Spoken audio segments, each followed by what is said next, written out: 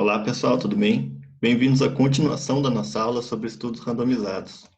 O vídeo de hoje então é a parte 2 dessa aula, em que nós vamos conversar sobre diferentes tipos de estudos randomizados. Nós costumamos então, pessoal, classificar os estudos randomizados conforme diferentes características e nessa nossa aula nós vamos conversar sobre as seguintes: classificação em ensaios clínicos ou terapêuticos, ensaios de intervenção ou ensaios preventivos ou de campo. Podemos classificar também conforme o tipo de cegamento, também conforme o tipo de delineamento, podendo ser um delineamento simples, cruzado ou fatorial, entre outros. Na nossa aula nós vamos falar sobre esses 3 delineamentos. E um estudo randomizado também pode ser um estudo de eficácia ou de efetividade. Começando então pelos ensaios clínicos de intervenção ou preventivos.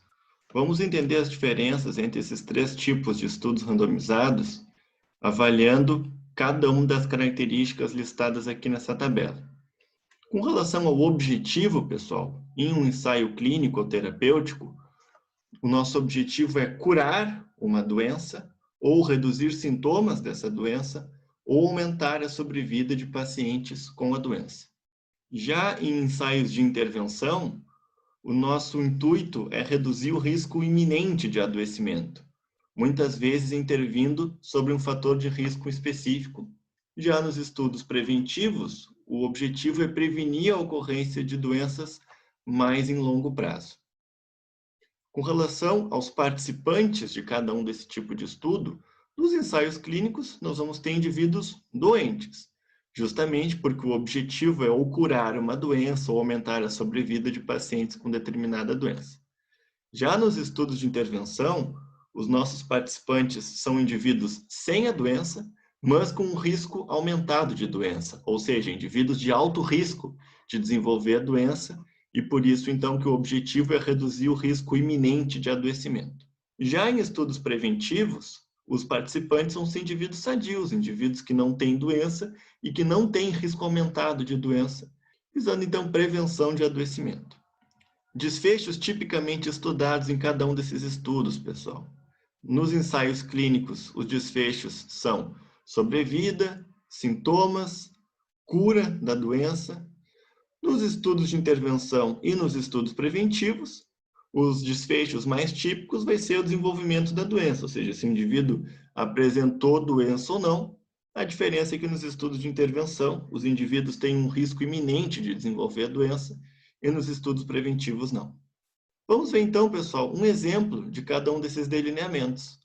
Um exemplo de ensaio clínico, então, seria um estudo avaliando o efeito de um novo quimioterápico na sobrevida de pacientes com câncer de próstata.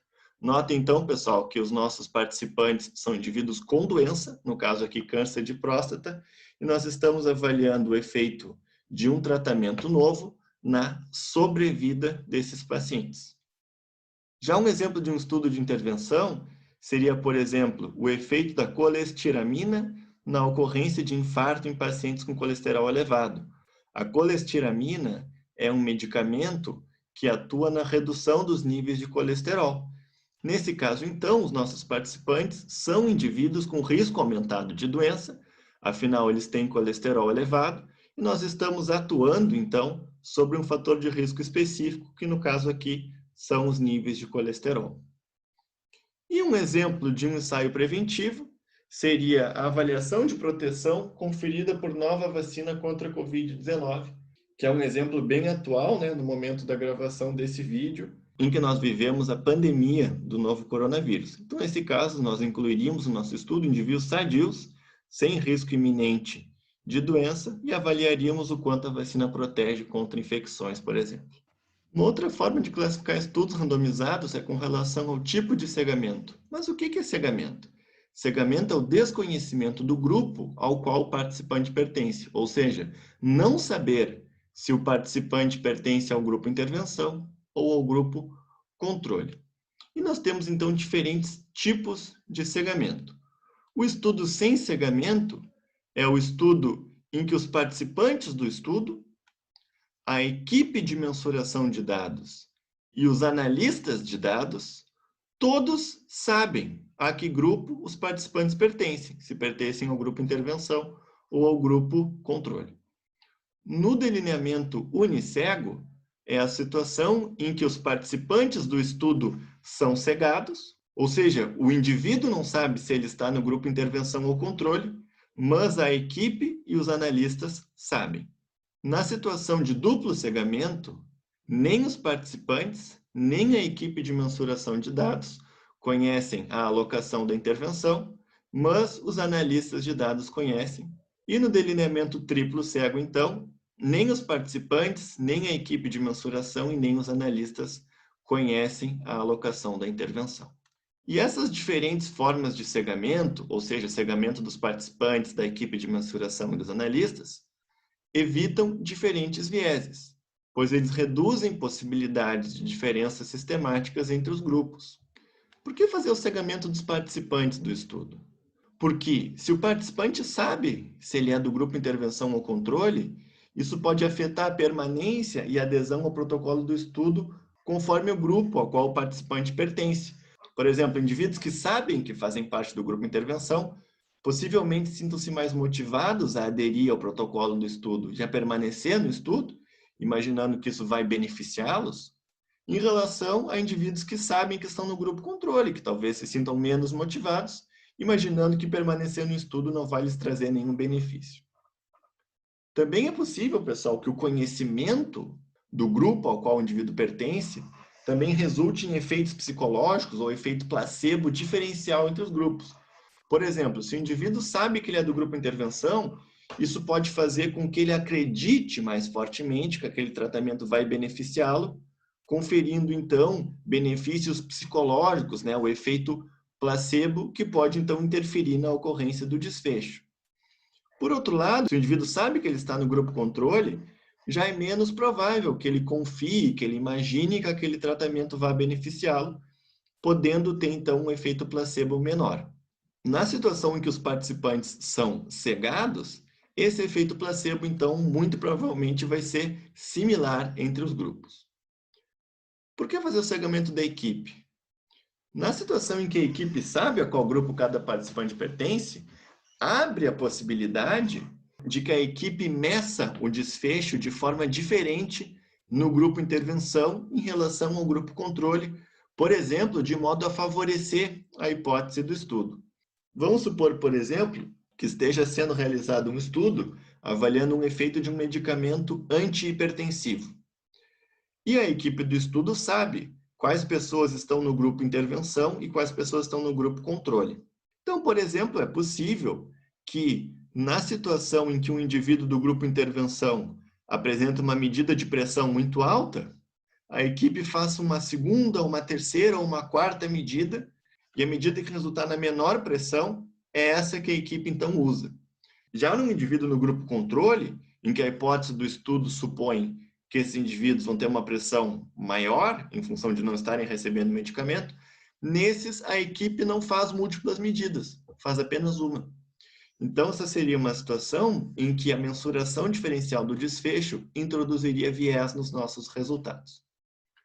Um outro motivo também é para evitar a co-intervenção, que é uma situação em que a equipe trata os participantes de forma diferente dependendo do grupo. Por exemplo, seria possível que a equipe do estudo fizesse recomendações apenas ao grupo intervenção, que buscasse tratamentos complementares ou adotasse novos comportamentos. Nessa situação, nós teríamos também um viés importante, afinal, os grupos de intervenção e controle iriam diferir não apenas com relação à intervenção recebida, mas também com relação a esses tratamentos complementares ou comportamentos. E por que realizar o cegamento dos analistas de dados, pessoal? Porque se os analistas sabem qual grupo cada indivíduo pertence, isso poderia influenciar os analistas a torturar os dados, ou seja, a ficar fazendo várias formas de análise diferentes e fugindo, inclusive, do protocolo original, até obter os resultados esperados ou desejados pelo estudo. É importante entender, pessoal, que as possibilidades de cegamento dependem da intervenção que a gente está realizando. Por exemplo, em estudos de medicamentos, em geral, o cegamento é mais fácil, porque a gente pode ter um comprimido com um princípio ativo e um comprimido idêntico, mas sem o princípio ativo. Então, facilita o cegamento dos participantes. Agora, no caso de intervenções invasivas, como cirurgia, comportamentais, como atividade física, ou educacionais, por exemplo, uma intervenção que ensina sobre alimentação saudável, nesses casos vai ser bem mais difícil e às vezes até impossível o cegamento dos participantes. Por exemplo, como que eu vou cegar um indivíduo com relação a ele estar fazendo ou não atividade física? Então, dependendo do tipo de intervenção, a gente vai conseguir fazer um ou outro tipo de cegamento. No entanto, pessoal, é importante a gente ter em mente que a impossibilidade de cegamento dos participantes, por exemplo, não necessariamente implica que nós não possamos realizar outras formas de cegamento. Afinal, por exemplo, é sempre possível cegar os analistas de dados. Basta que o banco de dados que chega aos analistas use uma codificação referente a qual grupo os participantes pertencem, que os analistas não possam decifrar como sendo referente ao grupo intervenção ou ao grupo controle. E quanto mais cegamento, mais robustas vão ser as conclusões do nosso estudo. Importante, pessoal, isso não significa que estudos que não sejam triplos cegos não sejam úteis, mas sim que, na possibilidade de realizar cegamento, quanto mais nós fizermos isso, melhor será. Outra forma de classificação dos estudos randomizados é com relação ao delineamento. O que nós discutimos até agora, pessoal, é a forma mais simples em que nós temos dois grupos, o grupo intervenção ou o grupo controle. Uma forma simples da gente estender esse delineamento é incluir mais grupos. Por exemplo, nós poderíamos ter 3 grupos ou 4 grupos. Uma situação seria um ensaio clínico randomizado, avaliando o efeito de um novo medicamento, e nesse estudo, os nossos participantes foram randomizados para um dos 3 grupos. Um grupo placebo, um grupo com medicamento com dose baixa e um terceiro grupo com medicamento com dose intermediária. Então, aqui seria um exemplo em que nós teríamos 3 ao invés de 2 grupos. E também existem delineamentos mais complexos que esses. Nós vamos conversar sobre 2 desses delineamentos mais complexos. Os estudos cruzados, comumente chamados de crossover na literatura, e também os estudos fatoriais. Aqui nós temos, então, 2 representações, pessoal, dos estudos cruzados. Começando aqui pela representação da direita, partindo da amostra, nós temos o processo de randomização ou aleatorização, em que nós definimos o grupo intervenção e o grupo controle. Acompanhamos esses grupos e medimos o desfecho. Depois nós esperamos um tempo, que é o chamado período de washout, ou período de lavagem, e após esse tempo, nós invertemos. Os indivíduos originalmente alocados para receber a intervenção passam a receber o controle, e os indivíduos originalmente alocados para receber o controle passam a receber a intervenção. Acompanhamos de novo os indivíduos e medimos novamente o desfecho. No esquema aqui da esquerda, pessoal, notem que num primeiro momento nós temos um grupo recebendo o tratamento e outro grupo recebendo o placebo. No período de lavagem, ambos os grupos vão receber ou o placebo ou nada. Ou a gente não vai fazer nada com esses participantes, simplesmente vamos esperar um tempo pré-determinado e depois desse tempo nós vamos inverter a alocação e nos encaminhamos então para o final do estudo. Os estudos cruzados, pessoal, eles têm como vantagens que cada participante é o seu próprio controle, de forma então que a nossa comparabilidade é garantida. Afinal, nós podemos comparar o mesmo indivíduo na situação em que ele recebeu a intervenção com a situação em que ele recebeu o controle. E, portanto, os nossos resultados são mais estáveis, usando uma linguagem aqui um pouco informal. Por quê? Porque um indivíduo é mais parecido com ele mesmo do que com qualquer outro indivíduo na amostra, obviamente. E, portanto, comparar um indivíduo com ele mesmo vai fornecer um resultado menos sujeito a flutuações aleatórias, fornecendo então um resultado mais estável. Mais especificamente, pessoal, usando uma linguagem um pouco mais técnica, esse tipo de delineamento reduz variabilidade amostral. Nós vamos conversar um pouco sobre variabilidade amostral na aula de validade e precisão. Por enquanto, tenho apenas essa ideia conceitual de resultados mais estáveis. Porém, esse delineamento também tem importantes limitações, pessoal. A primeira delas é que o efeito da intervenção deve durar pouco e desaparecer com o tempo, de forma então que a aplicação desse período de washout ou de lavagem é suficiente para eliminar a interferência da primeira intervenção na segunda. Se isso não for o caso, ou seja, se o efeito de intervenção for de longa duração, uma intervenção vai interferir na outra, de forma que a ordem da alocação vai fazer diferença, que não é o que a gente quer nesse tipo de estudo. Uma outra limitação é que a intervenção não pode prevenir a ocorrência de desfecho. Se isso acontecer, indivíduos alocados no grupo controle, depois de terem recebido a intervenção, com certeza não vão ter a doença. Já indivíduos que iniciarem no grupo controle vão poder ter a doença no primeiro momento, porque eles ainda não receberam o agente preventivo. De forma, então, que a ordem da alocação acaba fazendo diferença, ou seja, existe interferência de uma intervenção sobre a outra. E uma terceira limitação é que o desfecho deve ser de curta duração e recorrente. Por exemplo, será que daria para fazer com mortalidade? Claro que não, né, pessoal? Porque os indivíduos que morrerem após a primeira rodada de alocação não vão mais poder ser incluídos na segunda rodada de alocação. E é importante mencionar, pessoal, que esse conjunto de limitações acaba restringindo bastante a aplicação prática desse delineamento. O outro delineamento, então, que nós vamos conversar, são os estudos fatoriais, que nós partimos, então, da nossa amostra e, através do processo de aleatorização, nós vamos definir 4 grupos com base na combinação de 2 intervenções.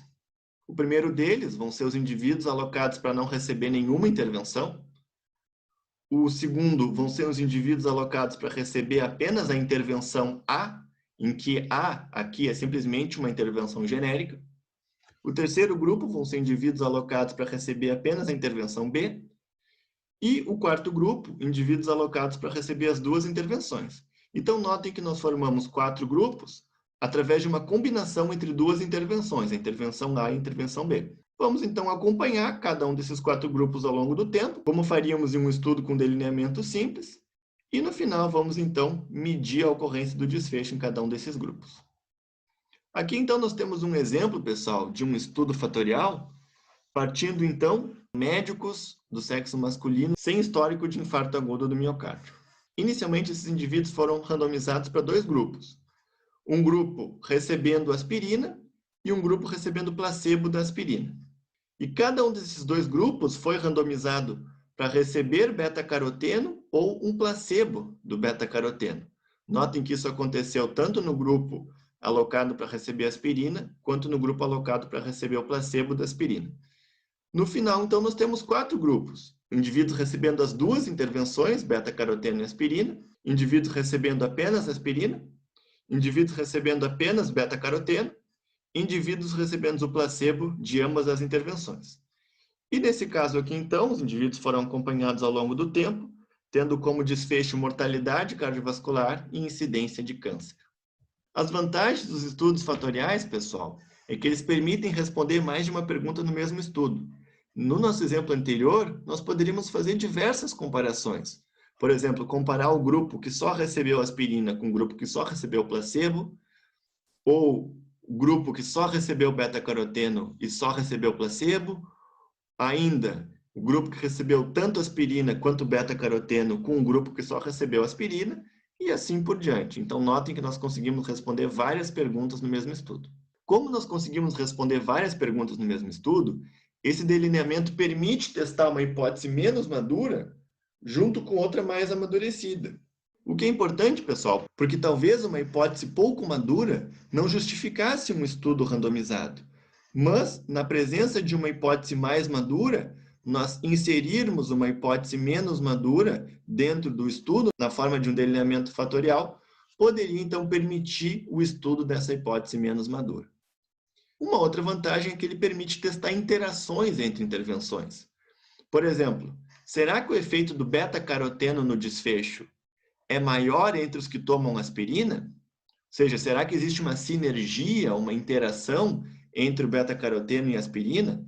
É uma coisa, então, que nós conseguiríamos estudar através do delineamento fatorial. Porém, esse delineamento também tem algumas limitações. A primeira delas é que é um delineamento mais complexo, necessitando, então, de um protocolo mais rigoroso, de uma organização maior e etc. Além disso, nem sempre faz sentido combinar intervenções. E, de fato, é possível, por exemplo, que se nós combinarmos 2 intervenções, nós poderíamos gerar efeitos colaterais que não existem quando nós usamos cada uma das intervenções separadamente. Nós discutimos que nós podemos responder mais de uma pergunta no mesmo estudo, e a possibilidade de responder várias perguntas pode criar a tentação, digamos assim, de testar múltiplas hipóteses que não foram originalmente planejadas e que talvez nem façam sentido. E se nós começamos a testar um monte de coisa sem nenhum tipo de embasamento, nós podemos encontrar resultados difíceis de explicar e que talvez não façam sentido e que têm um alto risco de serem inválidos. E com relação à detecção de interação, pessoal, para que nós façamos isso, geralmente é necessário que nós tenhamos amostras grandes, por questões estatísticas que eu não vou entrar em detalhes aqui nesse vídeo.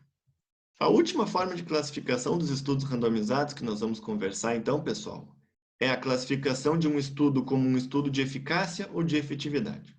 Estudos de eficácia são aqueles em que a gente avalia o efeito da intervenção sob condições ideais. Em geral, são estudos relativamente pequenos, realizados em contextos altamente controlados. E o fato deles serem pequenos e altamente controlados permite com que a gente faça uma forte implementação da intervenção, de forma a maximizar a validade dos resultados na nossa amostra. Já estudos de efetividade são aqueles que avaliam o efeito da intervenção sob condições reais e não mais condições ideais.